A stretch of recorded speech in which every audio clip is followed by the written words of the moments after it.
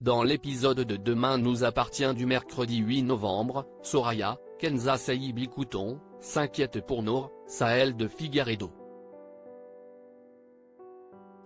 Elle n'a aucune nouvelle de sa sœur. Cela ne lui ressemble pas de ne pas répondre à ses appels. À tel point qu'elle souhaite lui rendre visite dans l'après-midi. Gabriel, Martin Mille, parvient habilement à l'en dissuader.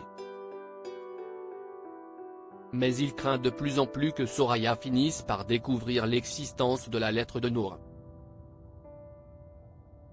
Poussée par Charlie, Clémence la Sala, et alors que Soraya sent qu'il lui cache un truc, Gabriel finit par passer aux aveux. Soraya est en colère et surtout, elle a peur que sa sœur la déteste.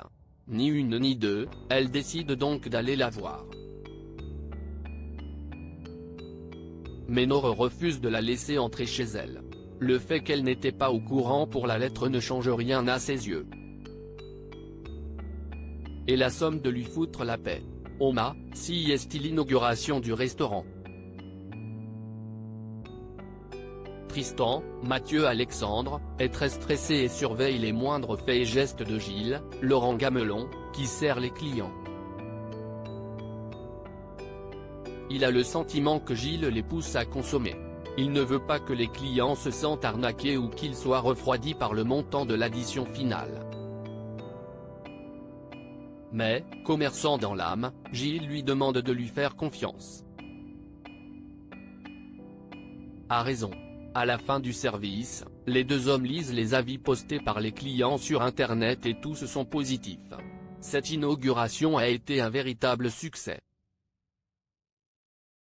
De quoi ravir Alexandre Brasseur. Dorian est sauvé mais le temps de ses camarades est compté malgré sa blessure et le fait qu'il soit très affaibli. Dorian, Ryan Hubé, poursuit sa route dans une forêt, permettant à sa montre connectée de retrouver du réseau et donc d'être borné par les policiers. Néanmoins, cela est de courte durée, puisque Dorian finit par s'effondrer et tomber dans un ruisseau, coupant instantanément le signal. Néanmoins, Karim, Sami Garbi, et son équipe sont parvenus à le retrouver. Dorian est inconscient mais vivant. Transporté en urgence à l'hôpital, il est finalement hors de danger, la balle n'ayant pas touché d'organe vital. Mais il ne devrait se réveiller que demain. Bénédicte, Honorine Magnier, et Étienne, Patrick Guérino, respirent enfin.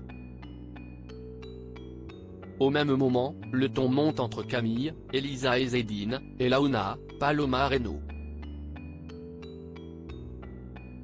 La première craint que Dorian soit mort, tandis que la seconde refuse d'y croire. Et pour ne rien arranger, alors qu'ils s'étaient tous mis d'accord sur le fait de ne plus résoudre les énigmes, Camille décide finalement de s'y remettre et d'abattre les deux manettes. Cela ouvre la porte de la pièce dans laquelle Nathan, Adé Gabelet, était tombé, permettant aux quatre adolescents de se réunir. Mais les réjouissances sont de courte durée. Un sablier géant leur fait comprendre que leur temps est compté.